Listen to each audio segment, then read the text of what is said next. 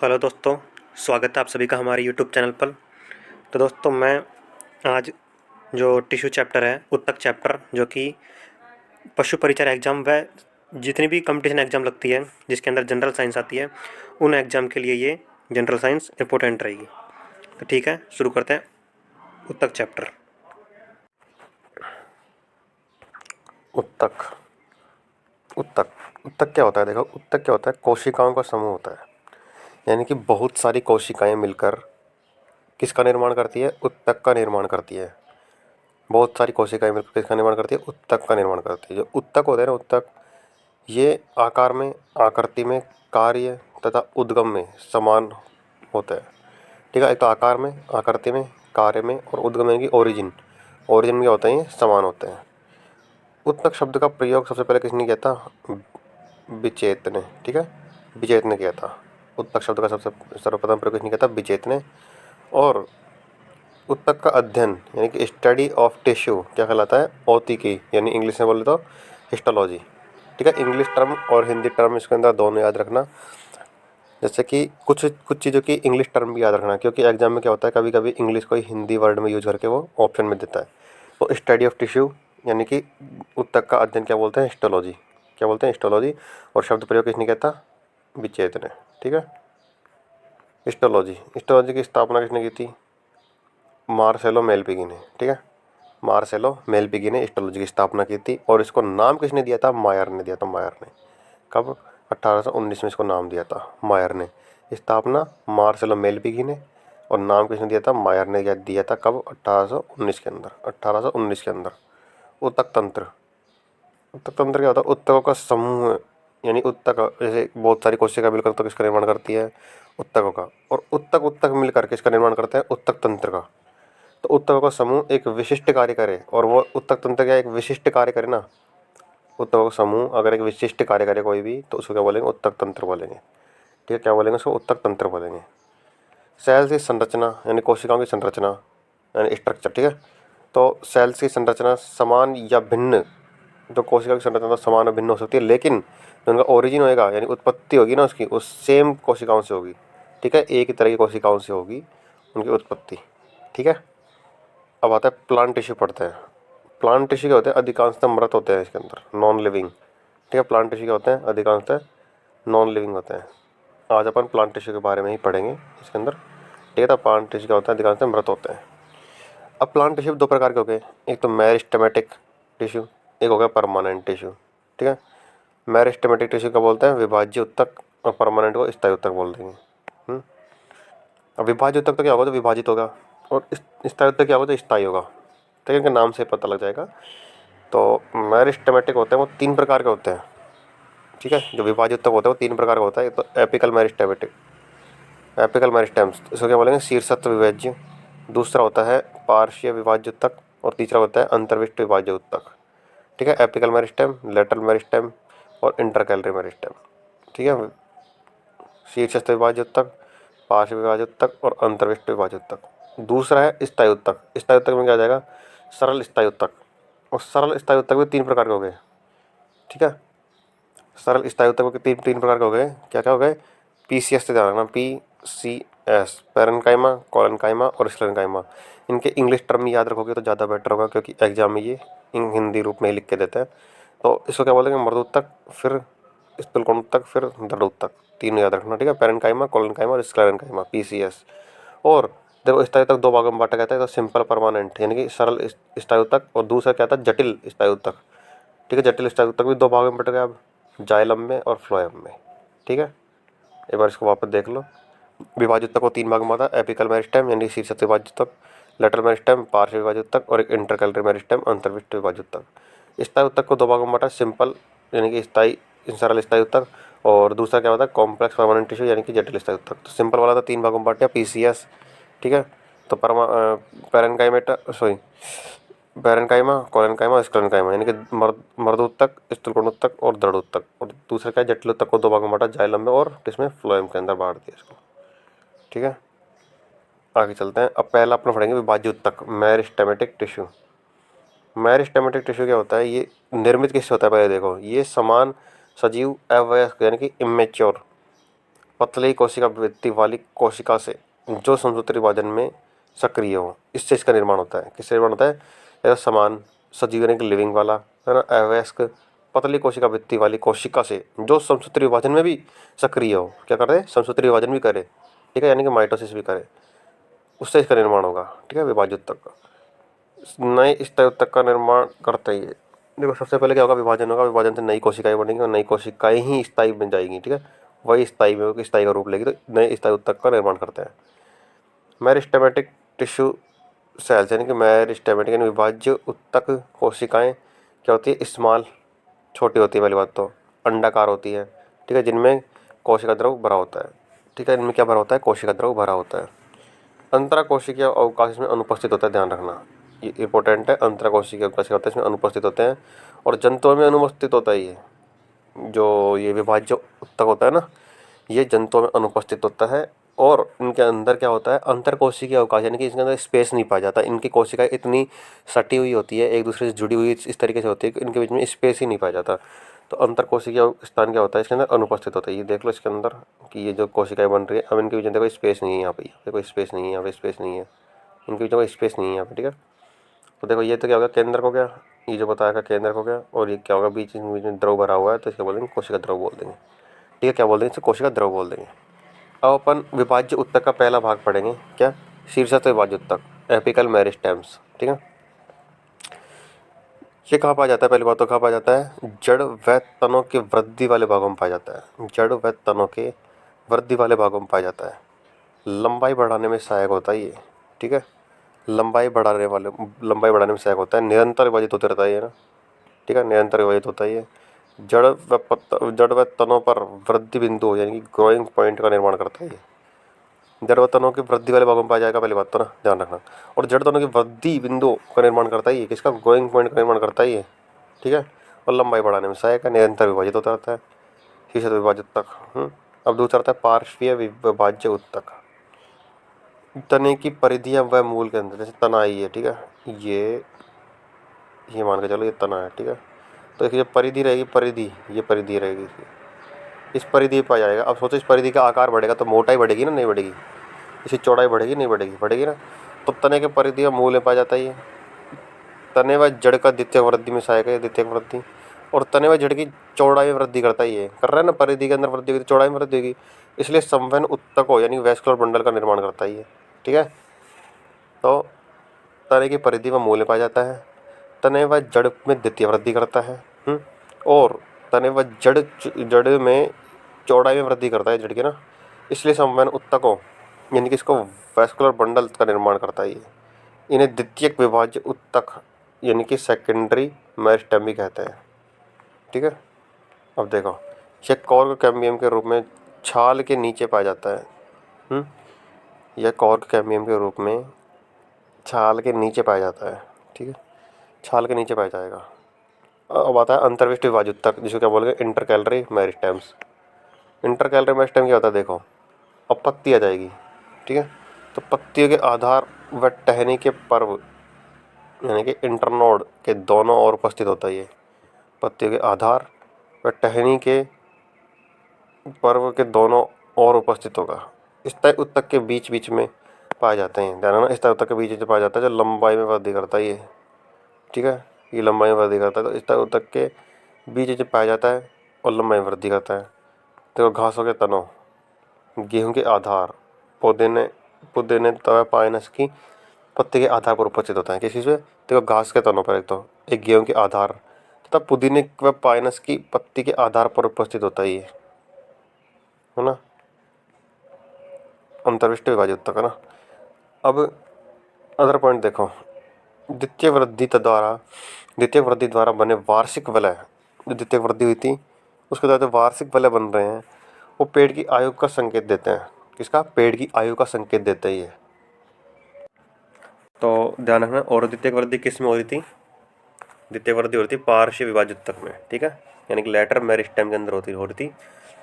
तने में और जड़ में द्वितीय वृद्धि हो रही थी, और उसके अंदर क्या होता है? इसके अंदर वार्षिक वलय बनती है उसके अंदर, ठीक है, एनुअल रिंग बनती है जो पेड़ की आयु के संकेत देता है। देखो सबसे पहले मैंने क्या बताया? शीर्षस्थ विभाज्य ऊतक, जिसके अंदर जड़ व तनों की वृद्धि वाले भाग में पाए जाते हैं, ठीक है। और लंबाई बढ़ाने में सहायक होता है, निरंतर विभाजित होते रहते हैं, ठीक है। और उनके अंदर ग्रोइंग पॉइंट यानी कि वृद्धि बिंदु का निर्माण होता है। दूसरा मैंने पढ़ाया पार्श्व विभाजित तक, ठीक है। पार्श्व विभाजित तक में क्या था, तने की परिधि व मूल के अंदर पाया जा रहा था, उस मोटाई के अंदर वृद्धि कर रहा था वो ना, द्वितीय वृद्धि कर रहा था, ठीक है। और तीसरा पता पढ़ाया था मैंने अभी अभी अंतर्विष्ट विभाजित तक, जो क्या होता है पत्तियों के आधार व टहनी के पर्व के दोनों ओर उपस्थित होता है, ठीक है। और इस तक के बीच में पाया जाता है और लंबाई में वृद्धि करता है। इसका एग्जाम्पल ये था ही, घास के तनों गेहूं के आधार पर पुदीने के पत्तियों पर आधार पर पाया जाता है, ठीक है। अब बता स्थायी उत्तक। अब अपन ने पहला तो पढ़ लिया था विभाजित तक, अब दूसरा आता है अपने पास स्थायी उत्तक। स्थायी उत्तक में देखो, इसका निर्माण प्राथमिक विभाजित उत्तक से बनी कोशिकाओं में वृद्धि व विभेदीकरण से होता है। किससे होता है, प्राथमिक विभाजित उत्तक से बनी कोशिकाओं में वृद्धि और विभेदीकरण यानी डिफ्रेंशिएशन से होता है। विभाजन की क्षमता नहीं होती इनके अंदर, ठीक है। उनके अंदर तो विभाजन हो रहा था, लेकिन इनके अंदर क्या है, विभाजन की क्षमता नहीं पाई जाती, ठीक है। ये लिव भी होता है यानी कि सजीव भी होता है, और डेड भी होता है यानी कि निर्जीव, ठीक है। सजीव और निर्जीव दोनों होते हैं स्थायी उत्तक। सिंपल परमानेंट टिश्यू स्थायी उत्तक, अब सबसे पहले पढ़ेंगे इसके अंदर सिंपल परमानेंट टिश्यू स्थायी उत्तक, ठीक है। स्थायी उत्तक क्या होता है, ये स्थायी होंगे, समान प्रकार के सेल से बने होंगे, ठीक है। समान प्रकार के सेल से बने होंगे और सभी सेल समांगी यानी कि होमोजीनियस, अर्थात होमोजीनियस होगी ना, अर्थात उद्गम यानी कि ओरिजिन तथा कार्य में समान होगी, ठीक है। उद्गम में एक तो यानी कि ओरिजिन में, और कार्य में समान होगी। देखो सिंपल परमानेंट टिश्यू स्थायी उत्तक होगा, समान प्रकार की कोशिकाओं से बनी होगी, ठीक है। सभी सेल समांगी यानी कि होमोजीनियस, अर्थात उद्गम व कार्य में समान होगी, ठीक है। अब इसके अंदर पहला पढ़ेंगे अपन, देखो इसमें बताया था मैंने पीसीएस है ना, तो पहला पी पढ़ेंगे पैरेन्काइमा, फिर कोलेनकाइमा और फिर लिस्करनकाइमा, ठीक है। पैरेन्काइमा टिश्यू क्या होता है, इसको मृदु उत्तक बोलते हैं। क्या बोलते हैं इसको, मृदु उत्तक। प्राय समव्यासी जीवित कोशिकाओं का समूह होता है ये। समव्यासी मतलब जैसे ये कोशिकाएं मान के चलो, तो इसका व्यास होगा ना, ये हर कोशिकाओं के समान होगा, ये जिनकी, ठीक है, इनका व्यास, इनका आधा तो त्रिज्या होती है और पूरा व्यास होता है, तो ये समव्यासी जीवित कोशिकाओं का समूह होती है, ठीक है। पतली व कोमल कोशिका भित्ति यानी कि सेलुलोज एवं कैल्शियम युक्त होती है ना। पतली व कोमल कोशिका भित्ति जो कि क्या होती है, सेलुलोज व कैल्शियम युक्त होती है, वाली सरल कोशिकाओं से निर्मित होती है, ठीक है। अंतर कोशिकीय स्थान पाया जाता है इनके अंदर। देखो मेरिस्टेमेटिक में तो क्या हो रहा था, यानी कि विभाजित तक में तो अंतर कोशिकीय अवकाश पाया नहीं जा रहा था, लेकिन यहाँ पर अंतर कोशिकीय अवकाश क्या हो रहा है, स्थान पाया जा रहा है, यानी कि गैसीय विनिमय होता है इनमें। जड़ तना पत्तियों की बाहरी परतों, फूलों व बीजों के आंतरिक परत में पाया जाता है, ठीक है। कहाँ पाया जाता है, जड़ में, तना, पत्तियों की बाहरी परतों, है ना, फूलों व बीजों की आंतरिक परत में पाया जाता है ये। मृदु उत्तक की कोशिकाओं में क्लोरोप्लास्ट अधिक संख्या में होता है। क्लोरोप्लास्ट मतलब हरित लौह है ना, तो हरित उत्तक भी कहा जाता है इनको, है ना, क्लोरेनकाइमा भी बोलते हैं, क्योंकि इनके अंदर क्या होता है, मृदु उत्तक की कोशिका में क्लोरोप्लास्ट अधिक संख्या में पाया जाता है, इसलिए उनको क्या बोलते हैं, हरित उत्तक या फिर क्लोरेनकाइमा बोलते हैं, ठीक है। वायु कोष्ठ उपस्थित होते हैं इसमें, वायु कोष्ठ उपस्थित होते हैं, तैरने में उत्प्लवन बल यानी कि बुयांसी प्रदान करते हैं, इसलिए ऐसे उत्तकों को वायु उत्तक कहा जाता है। यानी कि देखो तैरने में उत्प्लवन बल प्रदान करते हैं ना, यानी कि तैरने में सहायक हो गए ये, ठीक है। पैरेन्काइमा जो होते हैं ये इनमें वायु कोष्ठ उपस्थित होते हैं, तैरने में उत्प्लवन बल प्रदान करते हैं, इसलिए ऐसे उत्तकों को वायु उत्तक भी कहा जाता है, ठीक है। इसका कार्य क्या होता है, एपिडर्मिस यानी कि एपिडर्मिस के रूप में पौधे का संरक्षण, ठीक है, एपिडर्मिस के रूप में पौधों का संरक्षण करता है। हरे भागों में भोजन निर्माण करता है, हरे भागों में क्या करता है, ये भोजन निर्माण करता है। भोजन, गोंद, रेजिन, टैनिन को संचित करता है ये, इस चीज़ को भोजन को, गोंद को, रेजिन को, टैनिन को संचित करता है। भोजन के पार्श्व यानी कि लेटरल चालन में सहायक होता है ये, ठीक है। पार्श्व लेटरल चालन में क्या होता है, सहायक होता है। देखो इनके अंदर बताया था अंतर कोशिका अवकाश होता है, किस तरीके से होता है, जैसे ये है,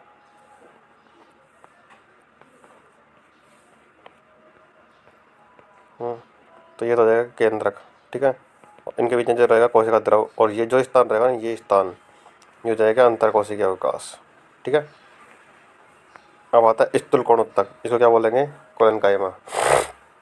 कोशिकाएं प्राय लंबी, जीवित तथा अनियमित ढंग से किनारों पर मोटी होती है, ठीक है। लंबी होती है, जीवित होती है, लेकिन अनियमित ढंग से किनारों पर क्या होती है, मोटी होती है। किनारों पर क्या होती है, मोटी होती है, ध्यान रखना, अनियमित ढंग से, ठीक है।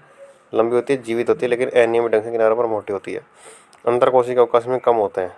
अंतर कोशिका अवकाश के होते हैं, कम होते हैं। कोशिका किनारों पर पैक्टिन युक्त सेलुलोज की परत पाई जाती है। कोशिका किनारों पर क्या होती है, पैक्टिन युक्त सेलुलोज की परत पाई जाती है, ठीक है। पौधे में लचीलापन यानी फ्लेक्सिबिलिटी कोलिन काय में कारण होती है। किस कारण होती है पौधे में लचीलापन? लचीलापन किस कारण होता है, कोलिन काय में कारण, ठीक है। प्रेजेंट, ये कहाँ प्रेजेंट कहाँ पाई जाती है, तने के एपिडर्मिस के नीचे पर्णवृंत यानी कि लीफ, पेटियोल और पुष्पावली यानी कि पेडुंकल एंड एवं पुष्पवृंत यानी कि पेडिकल के पेडिकल में उपस्थित लेकिन जड़ में अनुपस्थित। देखो कहाँ पाई जाती है, तने के एपिडर्मिस के नीचे पर्णवृंत, पुष्पावली वृंत व पुष्पवृंत में उपस्थित होती है, लेकिन जड़ में क्या होती है, अनुपस्थित होती है, ठीक है। लचीलापन, यांत्रिक सहायता, हरित लवक उपस्थित होता है इसके अंदर, ठीक है। लचीलापन देता है, ये यांत्रिक सहायता भी देता है ना। हरित लवक उपस्थित होगा तो इसके अंदर भोजन निर्माण भी होगा, ठीक है। तो ये होगा कोलन काइमा। अब तीसरा आता है स्क्लेरन काइमा, जिसको क्या बोलते हैं, दृढ़ उत्तक। तो दृढ़ता के लिए दृढ़ उत्तक मतलब दृढ़ता के लिए सहायक हो गए, है ना। कोशिकाएं लंबी, पतली व लिग्निन युक्त होती है। कोशिकाएं क्या होती है, लंबी होती है, पतली होती है और लिग्निन युक्त होती है, ठीक है। लिग्निन युक्त होती है। जो मैंने स्टार्टिंग में पैरन कायमा बताया था उसके अंदर तो क्या था, सेलुलोज व कैल्शियम युक्त थी, ठीक है।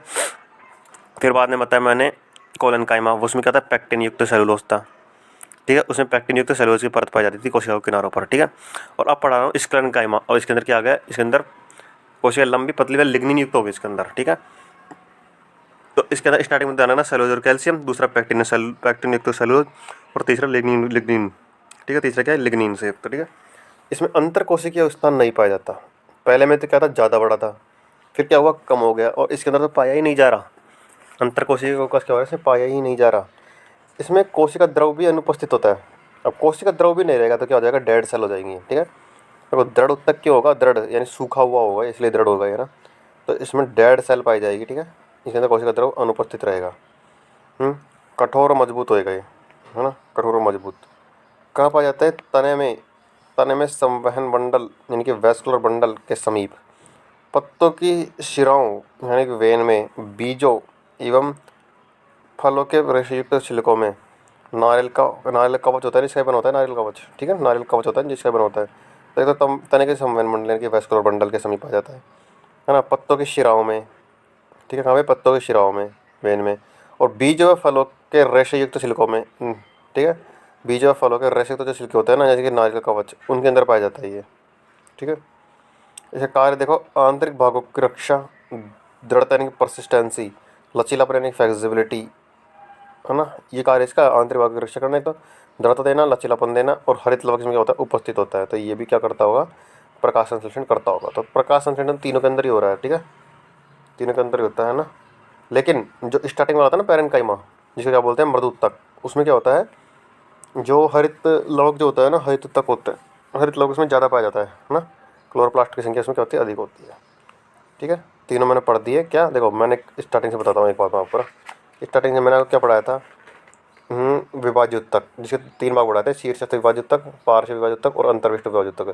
फिर इसके बाद में बताया परमानेंट टिश्यू, परमानेंट टिश्यू यानी कि स्थायी उत्तक। स्थायी उत्तक में कहता है सिंपल परमानेंट टिश्यू यानी कि सरल स्थायी उत्तक, जिसमें तीन पढ़ा दिए मैंने, पीसीएस, ठीक है। क्या क्या, पैरेन्काइमा, कोलेनकाइमा और स्क्लेरेन्काइमा। अब उसके बाद में हमारा कॉम्प्लेक्स परमानेंट टिश्यू यानी कि जटिल स्थायी उत्तक, ठीक है। अब आ गया क्या, जटिल स्थायी उत्तक। तो जटिल स्थायी उत्तक में क्या होता है, एक से अधिक प्रकार की कोशिकाएं मिलकर एक इकाई के रूप में कार्य करती है। एक से अधिक प्रकार की, ठीक है, एक से अधिक प्रकार की, एक से अधिक कोशिकाएं नहीं, एक से अधिक कोशिकाएं तो होंगी होंगी, लेकिन एक से अधिक प्रकार की कोशिकाएं मिलकर एक यूनिट का निर्माण करती है, एक इकाई का निर्माण करती है, जिससे क्या बोलते हैं, है ना, मतलब उससे बना होता है स्थायी उत्तक ना, जटिल स्थायी उत्तक उससे बना होता है। अब पहला पढ़ेगा इसके अंदर जाइलम। जाइलम यानी ये तो आपको पता ही होगा कि जल संवाहक उत्तक होता है ये, ठीक है। जाइलम से क्या होता है, जल संवाहक उत्तक होता है ये, है ना। जड़, तना, पत्तियों में प्रेजेंट होता है, किसमें, जड़ में, तना में और पत्तियों में प्रेजेंट होता है। अवशोषित जल, जल का अवशोषित करेगा, है ना। खनिज लवणों का परिवहन, जल को अवशोषित करेगा, खनिज लवणों का क्या करेगा, परिवहन करेगा, जाइलम। चालन उत्तक यानी कि कंडक्टिंग टिश्यू भी कहते हैं इसको, ठीक है। चालन उत्तक यानी कि टिश्यू कंडक्ट चालक यानी कि कंडक्टिंग टिश्यू भी कहते हैं। और एक दिशा प्रवाह होता है इसके अंदर, ठीक है, एक दिशा प्रवाह होगा इसके अंदर, ठीक है, एक दिशा में चलेगा इसमें ना, यानी पानी एक दिशा में ही चलेगा इसके अंदर, ठीक है। जाइलम का निर्माण 4 प्रकार की कोशिकाओं से होता है, ठीक है, 4 प्रकार की कोशिका होता है। पहले होते हैं वाहिनिकाएं, दूसरे होते हैं वाहिकाओं, ठीक है, तीसरा होता है जाइलम मृदुतक और चौथा होता है जाइलम तंतु। जिसे पहले पढ़ेंगे पर वाहिनिकाएं। वाहिनिकाएं क्या बोलते हैं, ट्रैकिड्स बोलते हैं ना। अब देखो, और एक बोलते हैं वाहिकाओं यानी कि वेसल्स। तो ये जो दोनों होती है ना, ये संरचना इनकी क्या होती है, नलिकाकार होती है, ट्यूबुलर होती है। कोशिका भी तेरी सेल वाली होती है, मोटी होती है। तो इन दोनों की कॉमन विशेषता ध्यान रखना, संरचना नलिकाकार यानी ट्यूबुलर, और कोशिका भित्ति क्या होती है, इसकी मोटी होती है, वाहिनिकाओं और वाहिकाओं दोनों की, ठीक है। और वाहिकाओं के बारे में अलग से एक पॉइंट और याद रखना, जाइलम का निर्माण में सबसे महत्वपूर्ण होती है वाहिकाओं, ठीक है। वेसल्स जो होती है ना, वेसल्स, ये जाइलम निर्माण में सबसे महत्वपूर्ण है, ठीक है, जाइलम निर्माण में क्या होते हैं सबसे महत्वपूर्ण। फिर आता है जाइलम मृदुतक यानी कि जाइलम पैरेन्काइमा, भोजन का संग्रहण करता है ये, ठीक है। जाइलम मृदुतक क्या होता है, भोजन का संग्रहण करता है, भोजन का संग्रहण करता है। जाइलम मृदुतक। फिर उसके बाद में आता है जाइलम तंतु, पौधे को यांत्रिक शक्ति प्रदान करता है जाइलम तंतु। जाइलम मृदुतक क्या करता है, जाइलम पैरेन्काइमा, ये तो भोजन का संग्रहण करते हैं। और जाइलम तंतु क्या करता है, ये पौधों को यांत्रिक शक्ति देता है ना, ठीक है। अब अपन आते हैं फ्लोएम के ऊपर। जाइलम पढ़ लिया अपन ने, जटिल स्थायी ऊतक के अंदर जाइलम पढ़ लिया। अब दूसरा पढ़ेंगे फ्लोएम। इसमें क्या होता है, द्विदिशीय प्रवाह होता है। उसके अंदर क्या था, ओनली एक दिशीय था ना, एक दिशा में चल रहा था। इसके अंदर क्या होगा, द्विदिशीय होगा, ये ऊपर नीचे दोनों तरफ जाएगा ना फ्लोएम। प्रवाह जो होगा ना इसके अंदर खाने का, वो 2 दिशीय होगा, ठीक है। तो भोजन का संवहन होता है इसके अंदर। यह उत्तक बास्ट भी कह, अच्छा, इस यह उत्तक बास्ट भी कहलाता है। क्या होता है ये, बास्ट उत्तक भी कहलाता है। फ्लोएम निर्माण करने वाला अवयव होता है ये, फ्लोएम निर्माण करने वाला अवयव होता है ना। इसके अंदर क्या हो जाता है, फ्लोएम तंतु पाया जाता है। एकमात्र फ्लोएम मृत कोशिका होती है। ये फ्लोएम तंतु होते हैं ना, मृत होता है, और एकमात्र मृत कोशिका होती है फ्लोएम के अंदर ना, ठीक है। एकमात्र यानी कि जो 40 नलिकाएं फ्लोएम मृदुतक सहकोशिकाएं, ये क्या हो जाएंगी, फिर जीवित हो जाएंगी, ठीक है। तो 4 नलिकाएं, इनको क्या बोलते हैं, शिव ट्यूब, छिद्रित भित्ति वाली व नलिकार कोशिका होती है। क्या होती है, छिद्रित भित्ति वाली व नलिकाकार कोशिका होती है 40 नलिकाएं। फ्लोएम मृदुतक, फ्लोएम पैरेन्काइमा, फ्लोएम मृदुतक में क्या बोलते हैं, फ्लोएम पैरेन्काइमा। और एक होती है सहकोशिका, इसके अंदर कॉम्पेरियन सेल्स इसमें पाई जाती है। तो फ्लोएम तंतु अलसी व पटसन में रेशो का निर्माण होता है। फ्लोएम तंतु अलसी व पटसन में रेशो का निर्माण होता है। जब फ्लोएम तंतु से क्या होगा, अलसी में और पटसन में रेशो का निर्माण होता है, ठीक है। तो इसके अंदर एक ध्यान रखना, मेनली 4 कोशिकाएं होगी इसके अंदर ना, फ्लोएम के अंदर, फ्लोएम तंतु, फ्लोएम फाइबर, 40 नलिका यानी कि शिव ट्यूब्स, फ्लोएम मृदुतक यानी कि फ्लोएम पैरेन्काइमा, और सहकोशिका यानी कि कॉम्पेनियन सेल, ठीक है। फिर आता है संवहन उत्तक यानी कि वेस्कुलर टिश्यू। जाइलम व फ्लोएम मिलकर संवहन मंडल का निर्माण करते हैं, ठीक है। जाइलम और फ्लोएम दोनों मिलकर किसका निर्माण करेंगे, संवहन मंडल का निर्माण करेंगे। लैक्टिफेरस उत्तक क्या होता है, देखो लैक्टिफेरस उत्तक ये लंबी, बहुशाखित है ना, बहुकेंद्रित और पतली भित्ति वाली जीवित कोशिकाओं से बने होते हैं, है ना। देखो लैक्टिफेरस उत्तक क्या होता है, लंबी, बहुशाखित व मतलब बहुकेंद्रित और पतली भित्ति वाली जीवित कोशिकाओं से बने होते हैं। और इसमें लैक्टिक वर्ड आ गया ना, लैक्टिक, तो ध्यान रखना। देखो जिनके आंतरिक भाग में दूध जैसा गाढ़ा रस अर्थात लैक्टिक्स भरा होता है। तो लैक्टिक आगे का मतलब क्या आ जाएगा, दूध जैसा गाढ़ा रस आ जाएगा इसके अंदर ना। तो लैक्टस भरा होता है, जिससे क्या बोलते हैं, प्लांट मिल्क भी बोलते हैं। तो लैक्टिफेरस क्या होता है, लंबी, बहुशाखित और बहुकेंद्रित और पतली भित्ति वाली जीवित कोशिकाओं से बने होते हैं, जिनका आंतरिक भाग में दूध जैसे गाढ़ा रस अर्थात लेटेक्स भरा होता है, जिसे क्या बोलते हैं, प्लांट मिल्क बोलते हैं। पैदा स्रावी उत्तक, जैसे क्या बोलते हैं, सिक्रेटरी टिश्यू। स्राव व उत्सर्जन, है ना, यानी कि सिक्रेशन और एक्सट्रेशन का कार्य करते हैं।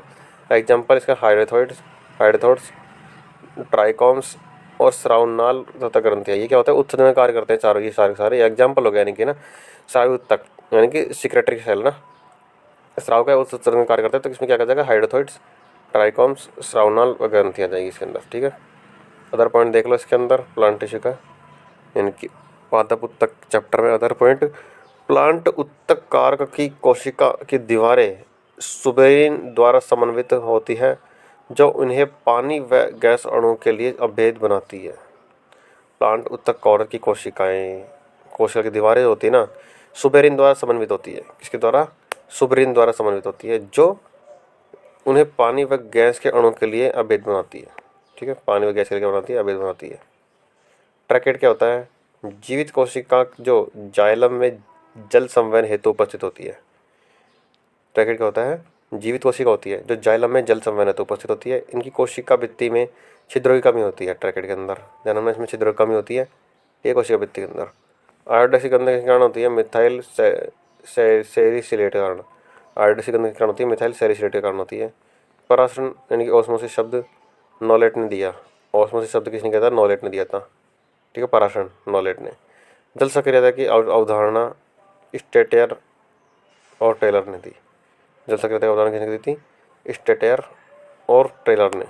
बिंदु स्त्राव में जल शुद्ध नहीं होता। बिंदु स्त्राव में जो बिंदु स्त्राव होता है ना, गठेशन होता है, उसमें जल क्या होता है? शुद्ध नहीं होता उसके अंदर। उसमें शर्करा, खनिज व कार्बनिक पदार्थ मौजूद होते हैं। क्या क्या? शर्करा, खनिज व कार्बनिक पदार्थ क्या होते हैं? इसमें मौजूद होते हैं।